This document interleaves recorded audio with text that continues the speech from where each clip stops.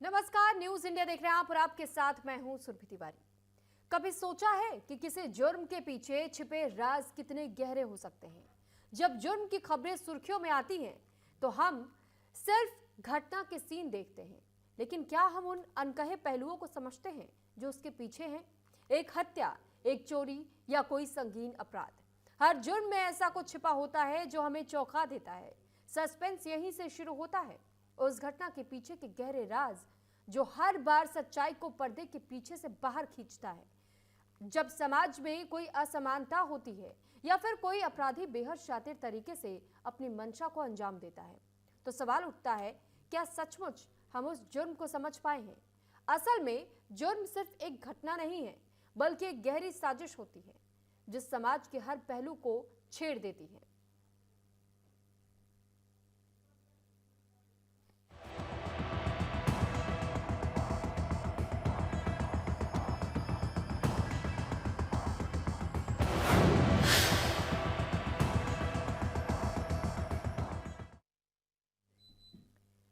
पाकिस्तान, जो बॉर्डर पर हिंदुस्तान से हर बार हार चुका है, वो अब जासूसी के रास्ते पर चल पड़ा है। उसने समझ लिया है कि भारत का मुकाबला करना उसके बस की बात नहीं है, इसलिए उसने खुफिया जानकारी जुटाने का सहारा लिया है। पाकिस्तान जानता है कि अगर सीधे युद्ध में उसका सामना भारत से हुआ तो वो किसी भी हालत में जीत नहीं सकता, और इसलिए उसने छिपे हुए हथियार के रूप में जासूसी का रास्ता अपनाना शुरू कर दिया। उसकी मंशा है कि इस तरीके से वो भारत की कमजोरियों को पहचानकर अपनी योजनाओं को अंजाम दे सके। पाकिस्तान की ये चाल एक नई रणनीतिक लड़ाई का संकेत देती है, जो अब खुलकर सामने आ चुकी है। एक रिपोर्ट आपको दिखाते हैं।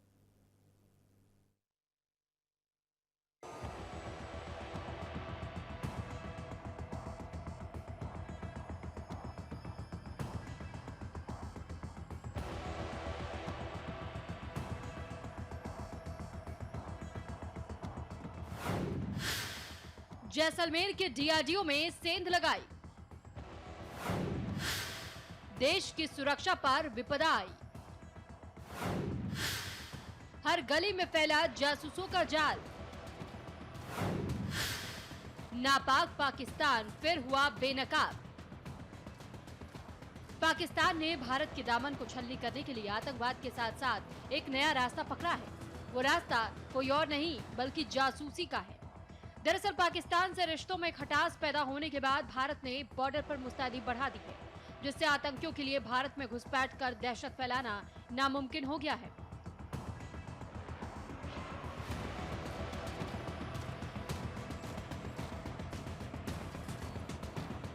ऐसे में दहशत फैलाने के लिए बेचैन बैठा पाकिस्तान अब जासूसी का सहारा लेने लगा है। उसने हिंदुस्तान में दहशत फैलाने की मुहिम में हनी ट्रैप को हथियार के तौर पर इस्तेमाल किया।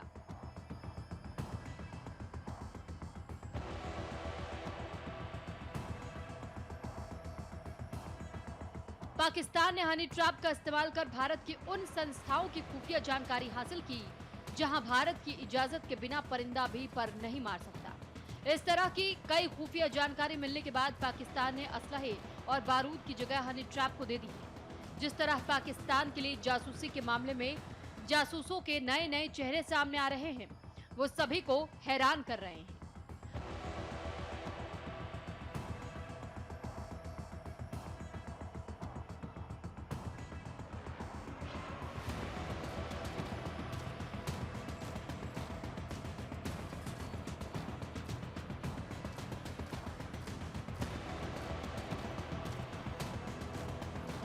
भारत में हर रोज सामने आ रहे जासूसी के नए चेहरों ने भारत की धड़कनें तेज कर दी हैं। ताजा मामला जैसलमेर में बने डीआरडीओ के गेस्ट हाउस का है। यहां पुलिस ने पाकिस्तान के लिए जासूसी करने के आरोप में डीआरडीओ गेस्ट हाउस के मद्देनजर महेंद्र प्रसाद को हिरासत में ले लिया है। दावा किया जा रहा है कि महेंद्र ने पाकिस्तान को डीआरडीओ से जुड़ी हुई कई अहम जानकारियां साझा की हैं। देखिए, डीआरडीओ गेस्ट हाउस में पदस्थापित थे, कॉन्ट्रैक्चुअल एम्प्लॉय हैं और इनको कल डिटेन किया गया और अभी जॉइंट इन्वेस्टिगेशन टीम जो है इनका इन्वेस्टिगेशन कर रही है और जो भी आगे तथ्य आएंगे इन्वेस्टिगेशन में फिर आप सबके साथ साझा करेंगे। इनका नाम महेंद्र है और ये डीआरडीओ गेस्ट हाउस में थे। वहाँ पे कौन आ रहा है, कौन जा रहा है, इस तरह की इंफॉर्मेशन जो सेंसिटिव है वो शेयर करने का संदेह होने पे इनको डिटेन किया गया और अब आगे जो भी डिटेल्स आएंगे। इनके पास 2 मोबाइल मिले हैं और प्रारंभिक यही है कि ये इन्फॉर्मेशन मोबाइल के थ्रू शेयर कर रहे थे और अब किसको कर रहे थे, क्या था, कितना एक्सटेंट था, that is all matter of investigation जो भी चल रही है। सर यहाँ पे कब से तैनात है ये? इनको यहाँ पे 5 साल हो गए, 5 साल से यहाँ तैनात। क्योंकि जैसलमेर एक ऐसा सेंसिटिव जगह है जहाँ पे करके डीआरडीओ के कई ट्रायल्स, कई टेस्टिंग, फायरिंग में सब रेंज में कई चलते रहते हैं, तो हो सकता है कि इसमें काफी डैमेज किया। जो भी आएगा, जांच चल रही है, जॉइंट इन्वेस्टिगेशन टीम कर रही है, जो भी उसमें जांच में आएगा तो फिर उस पर आगे कार्रवाई उस हिसाब से की जाएगी। चांदन डीआरडीओ गेस्ट हाउस में महेंद्र पिछले 5 साल से मैनेजर के पद पर तैनात था। इससे अंदाजा लगाया जा सकता है कि उसने इन 5 सालों में पाकिस्तान को डीआरडीओ की कितनी खुफिया जानकारी दी होगी।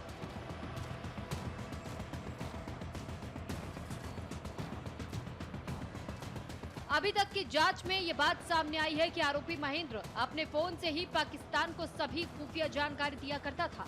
पुलिस ने इसके पास से फोन भी बरामद किया है, जिसमें जासूसी का पुख्ता सबूत है, जो ये बताते हैं कि उसने पाकिस्तान को किस तरह खुफिया जानकारी मुहैया कराई है। महेंद्र ने खुफिया जानकारी आईएसआई एजेंट तक पहुंचाई। महेंद्र सिंह जिस मोबाइल नंबर से जानकारी भेजता था, उसे भारत में मौजूद आईएसआई एजेंटों ने मुहैया कराया। डीआरडीओ में आने वाले वैज्ञानिकों और सैन्य अधिकारियों के नाम पाकिस्तान को भेजे। बता दें, डीआरडीओ जैसलमेर के पोखरण फायरिंग रेंज में मिसाइलों और हथियार का परीक्षण करता है और इस प्रक्रिया में शामिल विशेषज्ञ और अधिकारी चांदन गेस्ट हाउस में ठहरते हैं। इसलिए इस मामले को लेकर केंद्रीय जांच एजेंसियां एक्टिव हैं। वो ये पता लगाने में जुटी हुई हैं कि अल्मोड़ा के रहने वाले महेंद्र ने कौन कौन सी जानकारियां पाकिस्तान के साथ में साझा की थी। इस खुलासे ने एक बात तो साबित कर दी है कि पाकिस्तान के जासूसों ने भारत में अपनी जड़ें गहरी कर ली हैं। अब वे सिर्फ पारंपरिक तरीके से नहीं, बल्कि हनी ट्रैप जैसे नए और चतुराई भरे हथकंडों का भी इस्तेमाल कर रहे हैं। ये जासूस भारतीय सुरक्षा एजेंसियों की खुफिया जानकारी हासिल करने में सफल हो रहे हैं। ये दिखाता है कि पाकिस्तान अब अपने आतंकवादी तरीकों से बाहर निकलकर जासूसी के नए रूप में सक्रिय हो गया है, जो भारत की सुरक्षा के लिए एक गंभीर चुनौती बन चुका है। मार्च से मई के बीच 5 जासूसों को राजस्थान के अलग अलग हिस्सों में गिरफ्तार किया गया। 26 मार्च राजस्थान इंटेलिजेंस ने चांदन फील्ड फायरिंग रेंज के पास से पठान खान को गिरफ्तार किया। 23 मई मोहम्मद कासिम को दिल्ली के स्पेशल सेल ने डिटेन किया। कासिम अगस्त 2024 में टूरिस्ट वीजा पर पाकिस्तान गया था। 26 मई एनआईए ने सीआरपीएफ के एएसआई मोतीराम जाट को जासूसी के आरोप में गिरफ्तार किया। 30 मई मोहम्मद हसीन को गिरफ्तार किया गया। हसीन पाकिस्तानी दूतावास के अधिकारी दानिश के संपर्क में था। 3 जून कांग्रेस के पूर्व मंत्री सालेह मोहम्मद के निजी सहायक शकूर खान को डिटेन किया गया। ऑपरेशन सिंदूर के तहत पाकिस्तान के लिए जासूसी करने के आरोप में अब तक कुल 11 लोगों को गिरफ्तार किया गया है। इन गिरफ्तारियों ने यह साबित कर दिया है कि पाकिस्तान अपनी जासूसी गतिविधियों के लिए भारत में गहरी पैठ बना चुका है। हरियाणा से यूट्यूबर ज्योति मल्होत्रा, हरियाणा के नूह से अरमान तारीफ, हरियाणा के कैथल से देवेंद्र सिंह ढिल्लो, पंजाब के जालंधर से मोहम्मद मुर्तजा अली, पंजाब से गजाला यसीन मोहम्मद, पंजाब के गुरदासपुर से सुखप्रीत सिंह, करणवीर सिंह, यूपी के मुरादाबाद से शहजाद, यूपी के कैराना से नोमान इलाही। इन आरोपियों को गिरफ्तार करने के बाद सुरक्षा एजेंसियों ने खुलासा किया है कि पाकिस्तान ने जासूसी गतिविधियों के लिए कई अलग अलग नेटवर्क बनाए। गिरफ्तार लोगों के पास खुफिया जानकारी और भारत की सुरक्षा से संबंधित दस्तावेज थे। जो पाकिस्तान को भेजा जा रहा था। इस ऑपरेशन के बाद भारत की सुरक्षा एजेंसियों ने इन अपराधियों से जुड़ी और जानकारी जुटाने की प्रक्रिया तेज कर दी है।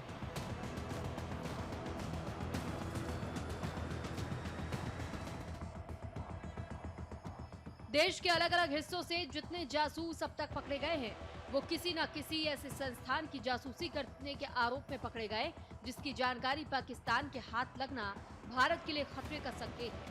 ऐसे में देखने वाली बात यह है कि भारत अब इन खुलासों के बाद कौन कौन से कदम उठाता है। न्यूज इंडिया के लिए संजीव कुमार की रिपोर्ट।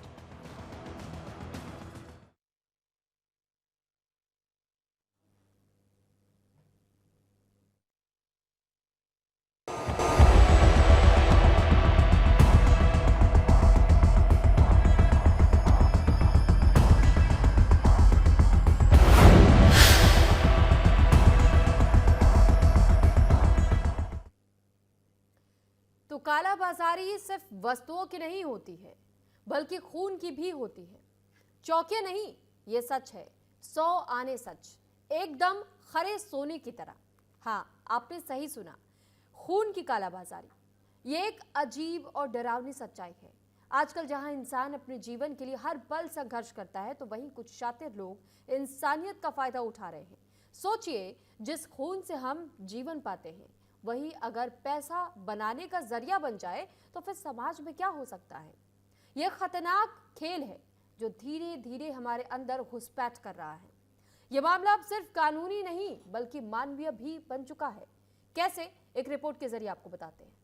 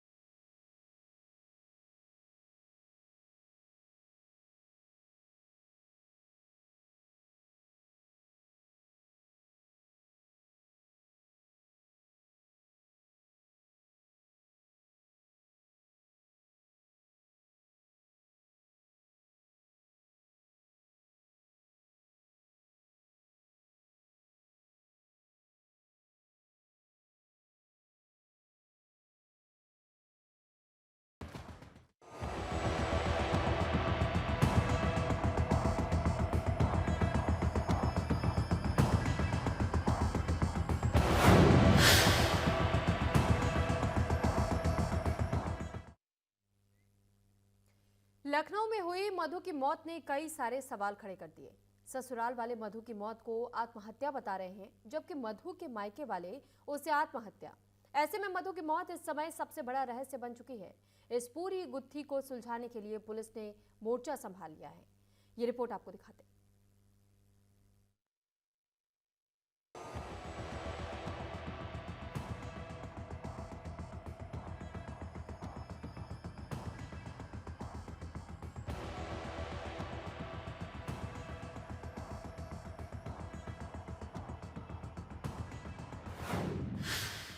6 महीने पहले बजी शहनाई।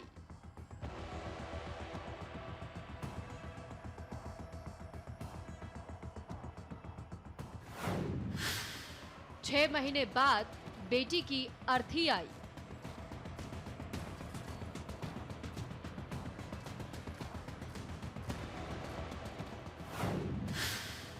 बेटी की मौत पिता को समझ नहीं आई।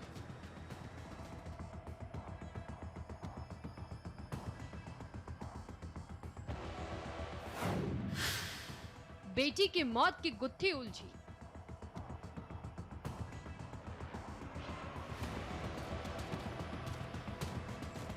करीब 6 महीने पहले एक पिता ने अपनी बेटी का हाथ ऐसे लड़के के हाथ में सौंपा था जो मर्चेंट नेवी में ऑफिसर था। एक पिता के लिए यह फैसला राहत भरा था, क्योंकि पिता ने अपनी बेटी की खुशी के लिए सब कुछ करने का संकल्प लिया था। पिता ने अपने आर्थिक सीमाओं को पार करते हुए शादी के लिए हर जरूरी चीज की व्यवस्था की।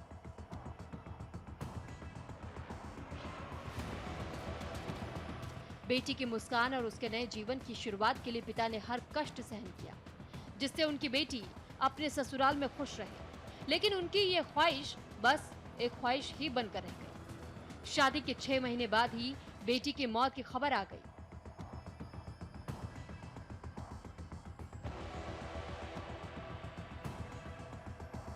बेटी की मौत की इस खबर ने एक पिता को अंदर से इस कदर तोड़ दिया कि वो ये समझ ही नहीं पाए कि आखिर ये हुआ तो हुआ कैसे।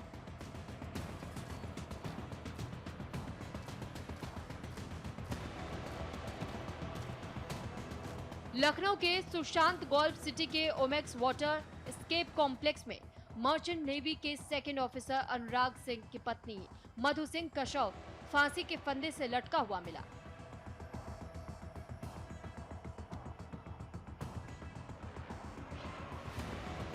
पुलिस का कहना है कि रात में पति पत्नी के बीच विवाद हुआ था, जिसके बाद मधु ने आत्महत्या कर ली। हालांकि मृतका के परिवार ने इसे हत्या का मामला बताते हुए आरोप लगाया कि मधु को मारकर आत्महत्या का रूप दिया गया। शादी के बाद से ही अनुराग दहेज की मांग कर रहा था। वो मधु को मानसिक और शारीरिक रूप से प्रताड़ित भी करता था। जब उनकी बेटी प्रेग्नेंट थी, तब भी उसे मारपीट से नहीं छोड़ा गया और उसके गर्भपात को मजबूर कर दिया गया। पति अनुराग ने शादी के बाद लगातार अपनी पत्नी मधु को मानसिक रूप से तंग किया। मधु के प्रेग्नेंट होने पर प्रताड़ना जारी रखी और उसका अबॉर्शन करा दिया था। मृतका मधु के परिवार का यह कहना है कि उनकी बेटी की हत्या कर सुसाइड का रूप दिया गया है। अनुराग के कई लड़कियों के साथ संबंध है, जिसकी वजह से वो उनकी बेटी मधु को मानसिक और शारीरिक रूप से परेशान करता था।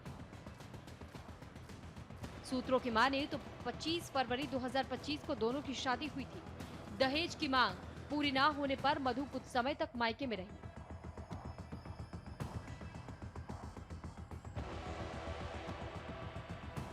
बाद में होली के दिन अनुराग उसे अपने घर वापस ले गया, लेकिन प्रताड़ना कम नहीं हुई। रविवार रात मधु ने अपनी बड़ी बहन प्रिया को कॉल कर मारपीट की जानकारी दी थी। इसके बाद सुबह से कोई संपर्क नहीं हो पाया।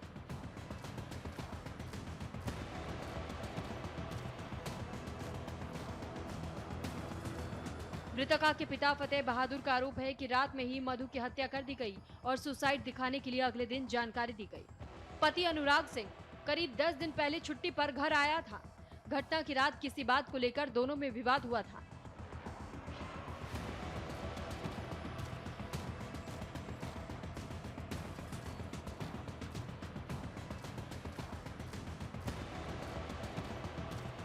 शुरुआती जांच में मामला आत्महत्या का लग रहा है, लेकिन मृतका के पिता के आरोपों के बाद हत्या की एंगल से भी जांच शुरू कर दी गई है। फिलहाल पुलिस दोनों एंगल से मामले की जांच कर रही है, जिससे हत्या का सच सामने आ सके। राजधानी लखनऊ में एसीपी की पत्नी की मौत के बाद अब एक और संदिग्ध मौत ने पुलिस महकमे में हड़कंप मचा दिया है। हम इस वक्त खड़े हैं लखनऊ की गोल्फ सोसाइटी की वाटर एमएक्स सोसाइटी में, वाटर स्कैप सोसाइटी में, जहां पर कल देर रात एक विवाहिता की संदिग्ध परिस्थितियों में मौत हो गई है। दरअसल मामला राजधानी लखनऊ का है, जहां गोल्फ सोसाइटी थाना क्षेत्र के अंतर्गत ये ओमैक्स वाटर स्कैप सोसाइटी आता है, जिसके फ्लैट नंबर 103 में एक महिला की लटकते हुए लाश मिली है। बताया जा रहा है कि पर हैं, उनकी पत्नी है और उनके बीच में कुछ विवाद हुआ। दोनों के बीच में रात में फोन से विवाद हुआ और उसके बाद उस पत्नी ने बताया जा रहा है कि उसने आत्महत्या कर ली। फिलहाल पुलिस इस मामले की जांच में जुटी है कि एक रात पहले ही उनकी बहन से बात हुई थी, जहां उन्होंने कहा था कि उनके पति ने उन्हें मारा पीटा है और तमाम तरह के आरोप लगाए हैं। फिलहाल पुलिस इस मामले की जांच में जुटी है। अब देखना होगा कि ये हत्या है या आत्महत्या, ये तो आने वाला समय बताएगा। फिलहाल दो मौतों से लखनऊ पुलिस में हड़कंप मचा हुआ है। कैमरा पर्सन वीरेंद्र के साथ साहबदीन यादव, न्यूज इंडिया, लखनऊ। और इसी के साथ फिलहाल इस बुलेटिन में इतना ही। नमस्कार।